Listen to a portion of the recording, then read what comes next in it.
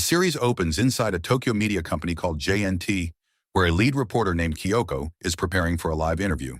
Her guest is Sano, a professor of environmental energy engineering, and the two of them start a live broadcast about the potential of biomass power generation. It is a normal segment. Sano is still explaining the basics when a strange vapor drifts into the studio and seeps into his body. His feet lift off the floor, and a second later he explodes in front of the cameras in the entire country.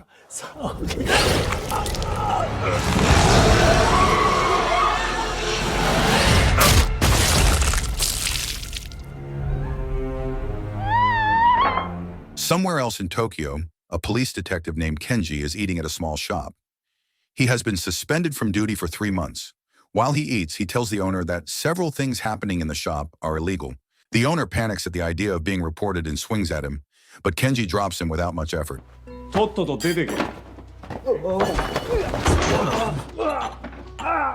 Before he leaves, he tells one of the young workers to go find a better job, so he stops getting pushed around. Shortly after that, Kenji is reinstated and handed a case. The case is Sano's death. Kenji goes straight to JNT and questions Kyoko. She tells him nothing seemed unusual before the explosion. Once she has a moment to breathe, she joins her colleagues in the news department, where they realize something strange. Just before the broadcast, the department received a package from an unknown sender. The package was empty except for a single QR code. Kyoko scans it with her phone, connects the phone to the television, and the whole team watches the video hidden behind it. In the video, a man takes credit for killing Sano. We will simply call him the villain for now. He says he first crossed paths with the professor 27 years ago, and he announces that he will hold a press conference to explain more. There is one condition: he will only answer questions from media outlets willing to broadcast his confession video. He names the location, a restaurant called Bunko Ramen in Tokyo. Then JNT learns the same video was sent to every major media company in the city. At the Tokyo Police Department, Kenji sits through a briefing on the investigation. The police have no idea who the man is. What they do have is a forensic result, and it is disturbing. Sano died because his lung tissue exploded from the inside, almost certainly caused by a chemical substance that entered his body. Based on that, the police officially classify the case as chemical terrorism. After the meeting, Kenji speaks with the chief of the Tokyo police. It turns out the reason Kenji was pulled off suspension and put back on active duty has something to do with Kyoko. The two of them have history, and it ended badly. The day of the press conference arrives, and the street outside Bunko Ramen is packed. Every outlet aired the confession video, so the entire public knows where the killer promised to appear. The police are everywhere, and nothing happens. The man never shows up, and nobody finds a single clue. Then Kyoko figures out the trick. Bunko Ramen used to stand somewhere else entirely. The killer never meant the current restaurant. He meant the original one. She sends Kenji a quick message with the old location, and then she does something reckless.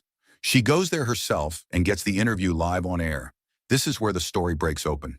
The man tells Kyoko that he was a victim of Sano's crimes, and he confirms he killed the professor for revenge.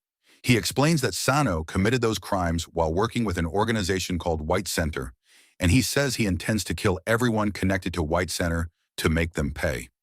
He ends the interview the moment the police arrive, and he gives himself a name. From now on, he wants to be called the Human Vapor. The officers surround him, and he shows them exactly why the name fits. His body turns to vapor.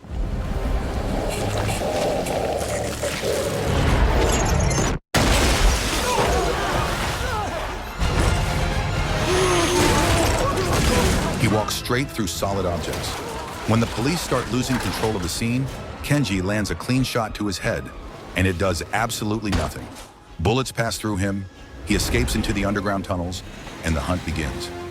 Back at the station, a detective named Abe interrogates Kyoko about how she knew the location of the old Bunko Ramen. Kenji watches through the glass, and the situation drags him back into his own past. 4 months earlier, Kenji was interrogating a former Yakuza member named Mori. He believed Mori had supplied drugs to a high school girl who died of an overdose, and he was convinced the man was lying, so he tried to beat the truth out of him. Not long after, Kyoko interviewed Mori on camera, and throughout the interview, she kept pointing out how the interrogation had been handled. A few days later, the media reported that Mori had done the unthinkable and taken his own life. With him gone, the Tokyo police never uncovered the truth about the girl who died. That is the wound between Kenji and Kyoko, and it is still open. In the present, Kyoko is cleared and released. Kenji asks her to stay away from the human vapor case so the police can work. She refuses, and she reminds him that Mori died to bury his own crimes, not because of anything she did. The next day, Kenji watches the forensic team examine the clothes the human vapor left behind when he escaped. The team says the clothing gives them nothing. Then Kenji spots a decorated button on the garment. Abe runs it down and confirms that the image on the button is the logo of a Yakuza syndicate called Fujiro. While the police chase the button, Kyoko chases the organization. She interviews a former newspaper writer named Kato, who tells her that White Center presented itself as a social welfare facility for orphans and homeless people. But he became suspicious when he learned White Center had been involved in cleaning up a meteorite that fell in Yamanashi. He even found evidence that Sano had helped hide the truth that the meteorite contained a dangerous substance. Kato is convinced there is a massive crime buried underneath White Center's charitable image. Kato's information gives Kyoko a lead, a contact number for a man named Obata, a former director of White Center. She calls him and asks for an interview, and he cuts the call short in a hurry. Now she is worried because the human vapor has publicly promised to kill anyone tied to White Center, and Obata is at the top of that list. That night, Obata takes out something he has kept hidden for years. It is the White Center work journal. Inside are written records and photographs of the victims of the meteorite operation in Yamanashi. He is done hiding. He calls Kyoko back and agrees to hand the journal over at a location they arrange together. Meanwhile, Kenji and Abe run a stakeout on the Fujiro headquarters. During the wait, Kenji runs into Palm, the young man from the shop who is now working as a food delivery courier, and thanks him for the advice that got him out of that job. Kyoko waits for Obata at the meeting spot, and Obata never arrives. Instead, a group of Yakuza does. She runs, they catch her, and they demand the White Center journal. The problem is she does not have it because Obata never made it to her. Kenji and Abe arrive just in time, and it turns out the same Yakuza crew was already the target of Kenji's own investigation. The two detectives take them down and get Kyoko out.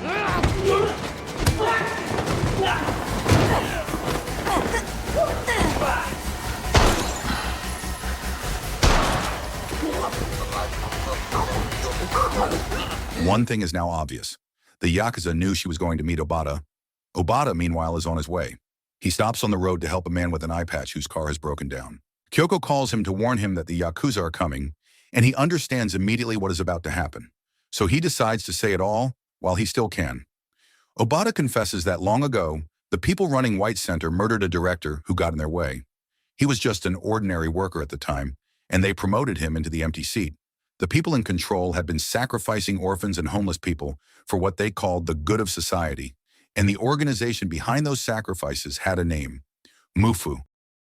The call cuts off because the man with the eye patch stabs him again and again. As Obata dies, the man takes the White Center journal from his car. Hours later, the police confirm Obata died of stab wounds, and Kenji is the one who tells Kyoko. The men who chased her were Fujiro. Then Kenji gets the name of Obata's killer. It is Shinzo, a Fujiro member, and the manhunt for him and the journal starts immediately. Kenji asks Kyoko to drop the search for her own safety, and Abe tries to move her to a safe house, and she refuses both. She says she has too much work to do. Shinzo has already thrown away his phone so the police cannot trace him. He calls his boss, a man we will call Arai, and Arai gives him an order. Photograph every page of the journal, then burn the original to ash. Arai then takes the plan to the head of Fujiro, a man named Kohei, who is also his father. The two of them intend to use the copied journal as leverage, and it is worth a fortune to the right people. The police track Shinzo down after he is caught stealing a civilian's phone. As Kenji's team closes in, Shinzo sends the video of the journal straight to Kohei's phone. Then a member of Kenji's team named Yoshida finds him, and here comes the first real gut punch. Yoshida has been working with Shinzo and Fujiro the entire time. He shoots Shinzo dead because Shinzo saw what was inside the journal. Yeah, 何も. He checks the phone and sees the video has already been opened by Kohei. When Kenji runs over after hearing the shot, Yoshida gives him a clean excuse, and nobody suspects a thing. At JNT, Kyoko talks it through with her colleague Tatsuya. She cannot understand how Fujiro knew about her meeting with Obata. Tatsuya checks her phone, and he finds a virus on it that was tapping her calls. Kyoko puts it together instantly. The person who planted it has to be Yoshida. Kenji calls to tell her the journal has been burned, and she warns him that somebody inside his own police force is working for Fujiro. Kyoko's team keeps digging. They identify Shinzo on their own, and they start watching the Fujiro headquarters from a safe distance nearby, which means they are in position on the night the human vapor attacks it. The Fujishiro building doubles as a gambling den. The human vapor moves through it unseen in vapor form, tearing through the place, and along the way he discovers something even worse. Fujishiro also runs a human organ auction business. Kohei tries to run because his men cannot even touch this thing. The human vapor corners him on the gambling floor, and Arai attacks the creature to save his father, which buys Kohei just enough time to escape by car with his men.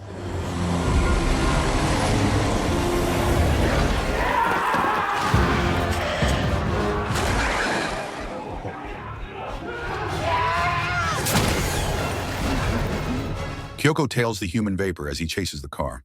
The vehicle is fitted with bulletproof glass, and Kohei survives the first attack and thinks he has escaped. Then his car is hit by a surprise strike, and the boss of Fujishiro dies in the crash.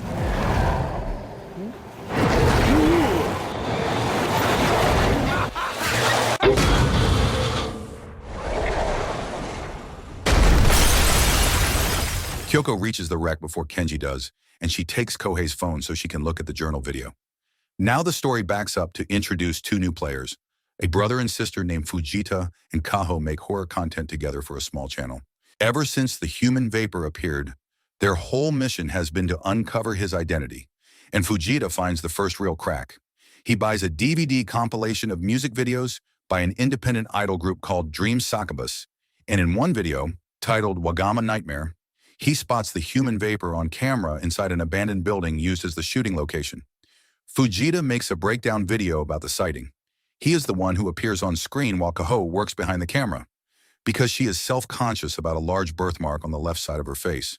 The video barely gets any views, and Kaho is ready to give up when she is contacted by an internet user going by the alias Dada Show. Dada Show is very interested in that sighting and offers 1 million yen if the two of them can find the address of the abandoned building. So they go hunting. Fujita meets Goro, the director of Wagama Nightmare, and tries to get the filming location out of him while Kaho watches through a hidden camera and feeds him lines. Goro introduces him to his assistant Mimi, who is also a member of Dream Succubus, and eventually Goro lets something slip. The abandoned building was found by Kenta, the manager of Dream Succubus. Fujita and Kaho follow Mimi straight to Kenta, and Kaho is the one who talks him into giving up the address. That night, they walk into the abandoned building, and they find a very strange statue standing in the dark. Kaho sends a voice message to Dada Show to say they found the place. Then a song starts playing somewhere inside the building. It is a popular track called Eli My Love. The two of them hide, and as the song plays, the statue slowly transforms into the human vapor.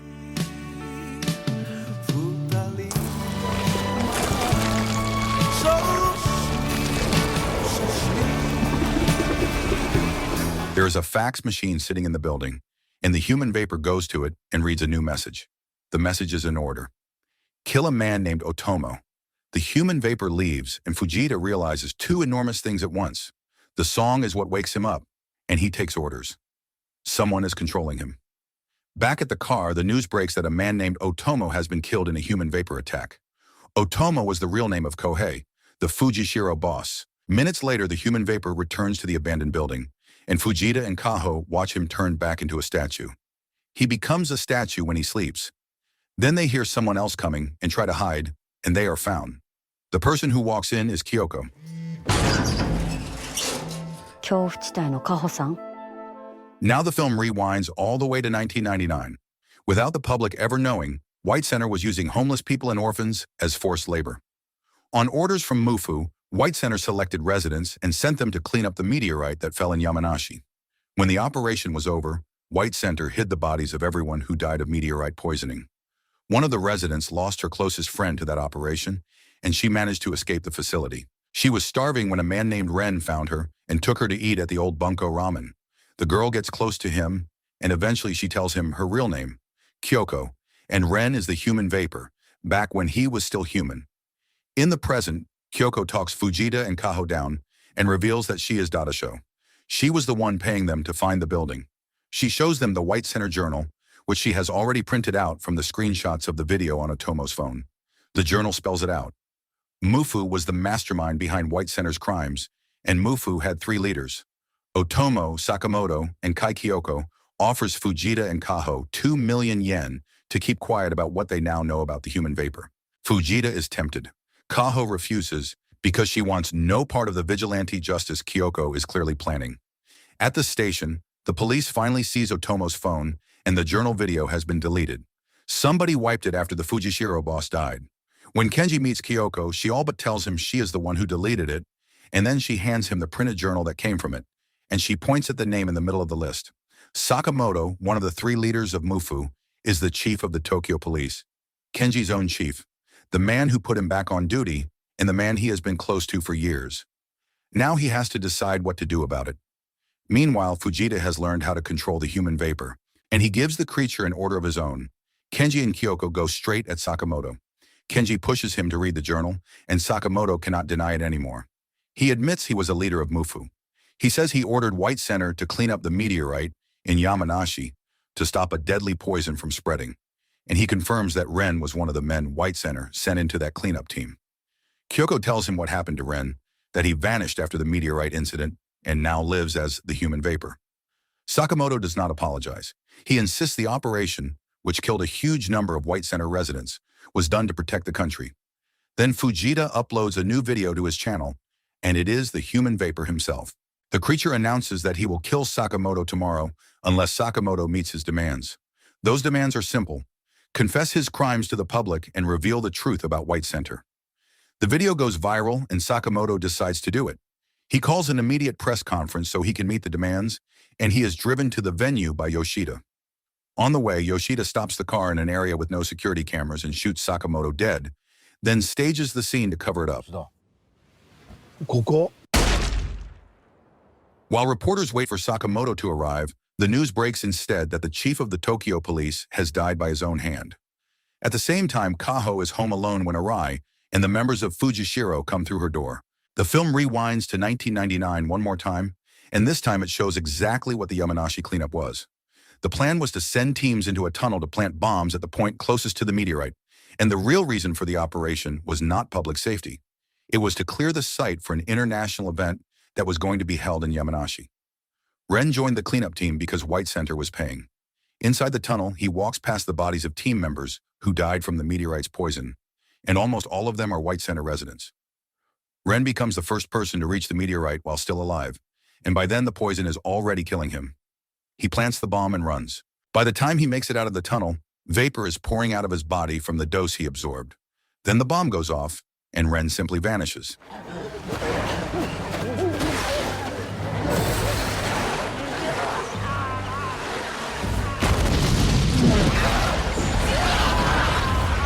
Back in the present, the police open an investigation into Sakamoto's death. Kenji, who does not believe the staging for a second, goes after Yoshida and tries to attack him. Then Kenji goes home and opens the notebook left behind by his late father, Shinya. Shinya was a police detective too, and he had insisted on investigating White Center even after Sakamoto forbade it and told him it was for his own safety. Shinya died in a traffic accident while chasing Mori. That name stops Kenji cold. He goes to the evidence storage room and pulls the file on Mori's death, and he becomes convinced that Mori did not take his own life at all. Mori was killed by the human vapor, and digging further, Kenji finds that Mori was once a member of Fujishiro Kyoko, meanwhile is talking to Sakamoto's wife, and she gets the final piece. Mufu was not some shadowy syndicate at all. Mufu was the name of Sakamoto's high school band. The members were Otomo, Sakamoto, and Kai was an alias for a man named Miura, who is now the governor of Tokyo. The moment she has the name, Kyoko goes and orders the human vapor to rise and kill Miura, because Kyoko, it turns out, has known how to control him for a long time. The command goes to the fax machine in the abandoned building, but this time it fails because Arai shuts off Eli My Love before the song can finish, and the creature never fully wakes. Arai has been holding Fujita and Kaho captive inside that building, forcing Fujita to explain how the human vapor is controlled. Then Miura arrives in person and reveals that he has been allied with Fujishiro all along. He orders Arai and his men out. Terrified, Fujita explains how to control the human vapor without a fax machine. Play Eli My Love all the way through, and once the creature is awake, give him orders face to face. Elsewhere, Kenji stops by the new Bunko Ramen, which is now run by the child of the person who ran the old one. While he waits for his food, he looks at the wall of old customer photos from the original shop. And there she is, a photo of Kyoko as a girl, standing with Ren. Kyoko walks in a few minutes later, and she confesses. She is the one who ordered the human vapor to kill Sano. She is the one who ordered him to kill Otomo.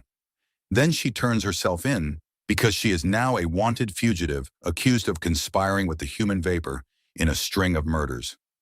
Kenji lets her go. He helps her escape because whatever is left between them is still there. While that happens, Fujita and Kaho are fighting for their lives because Miura has ordered the human vapor to kill them both. Fujita douses his entire body in gasoline. He drops Kaho into the river to get her out of the creature's reach and tells her to run. Then he is hit by the human vapor's attack.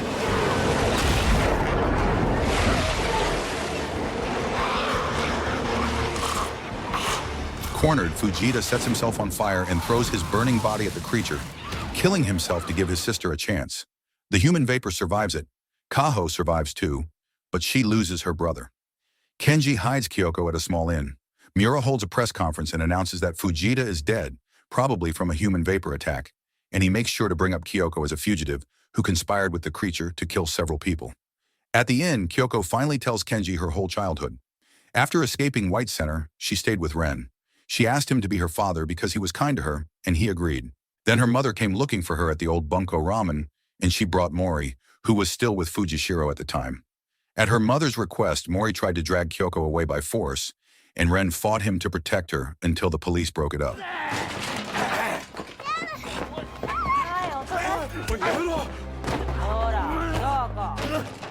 The truth was that Kyoko's mother had deliberately abandoned her at White Center after her father died, because she saw her daughter as nothing but a burden. With help from Obata and from Kenji's father Shinya, Kyoko got to stay with Ren. Then one day Ren left without telling her. With help from a local resident, she found him near the meteorite site, and she watched from a distance as he writhed in agony from the poison. Then came the blast, and she never saw him again.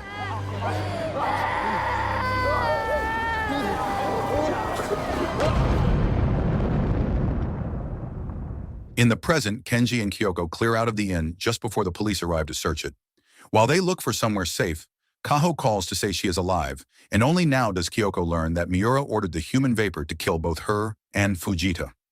On the way to reach Kaho, Kyoko tells Kenji how she became certain that Ren was the human vapor.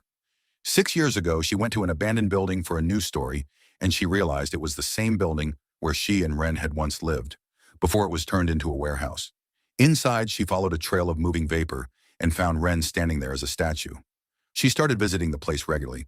Then one day, while she was dating Kenji, she accidentally woke the human vapor by playing Eli My Love, the song that had been her favorite and Ren's. And the human vapor made her a promise. He would carry out whatever she asked, though in his own words, a command was simply a request. Now the film returns to Kyoko's interview with Mori, the one about the high school girl who overdosed. Mori did not just refuse to answer her questions. He said things designed to strip away her sense of worth, and he enjoyed it. So Kyoko ordered the human vapor to kill him, but first she pulled everything out of him. Mori's job inside Fujishiro had been to deliver White Center residents to Sano for the meteorite cleanup. He confirmed that before White Center was shut down, the facility was run by the Mufu trio, Otomo, Sakamoto, and Miura. The moment he had nothing left to give her, the human vapor killed him, which means Mori's death was never the unthinkable. It was Kyoko, and Kenji spent months believing the interrogation had driven the man to it. After hearing all of it, Kenji tells her the truth as he sees it. The human vapor is not Ren anymore. Whatever is left of that man, the thing killing people, is not him. And Kyoko does not deny what she did. She killed those 3 men to make them pay for White Center and Mufu. That night, Kaho, still waiting for Kyoko, spots the human vapor and manages to stay hidden. Instead of running, she follows him, and she watches him launch an explosive attack on the campaign office of Governor Miura, with Miura inside the building. The governor and his team are caught in the blast.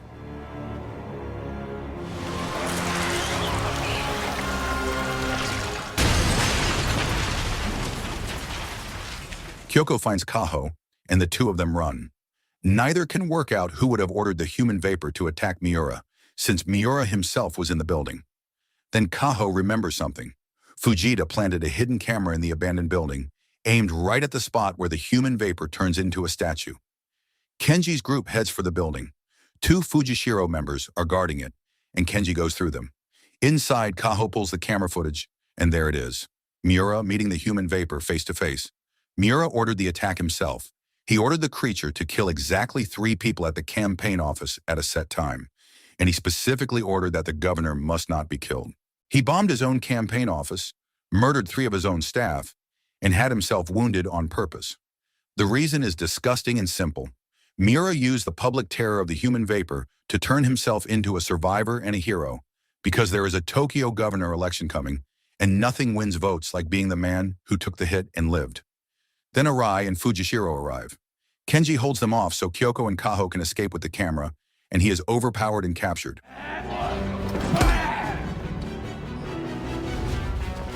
Arai calls Miura to tell him Kenji is being held in the abandoned building, and Miura leaves the hospital early, still recovering from his own stage wounds, so he can get there fast.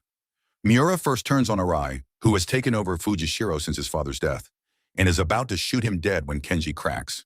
He admits Kyoko has the camera, and he adds that she is about to broadcast the video of Miura's orders through the media and end his career. Miura silences Kenji and orders the human vapor to kill Kyoko before that video can air. Except that was the plan.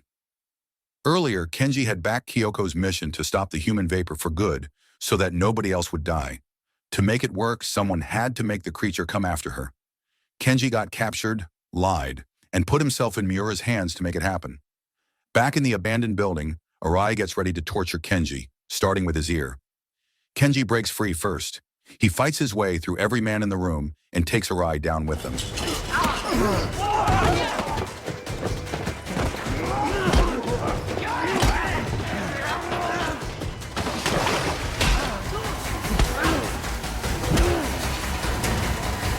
Meanwhile, Kaho makes an alliance with Kirishima, Miura's opponent in the governor election.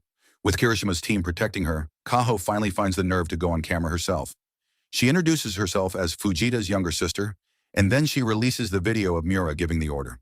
While Miura is standing in front of a huge crowd of supporters, the Tokyo media picks the footage up from her channel. His support collapses in real time, and his run for governor is finished. Kenji and his team go hunting for Miura.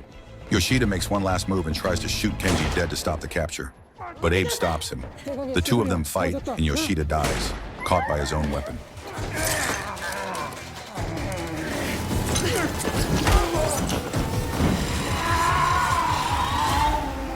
Kenji corners Miura on the roof of a building, where the governor is trying to kill himself so he can never be put on trial.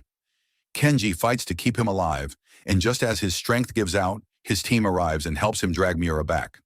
Miura is taken into custody. Then Kenji runs for the old JNT building because Kyoko is already there. Kyoko has broken into the old JNT building with the human vapor chasing her, and she is using herself as bait. She leads him down into the underground vault, and then she seals it, trapping the two of them inside together. Kenji arrives seconds later and can only watch through the vault as the human vapor attacks her. 私の願い事は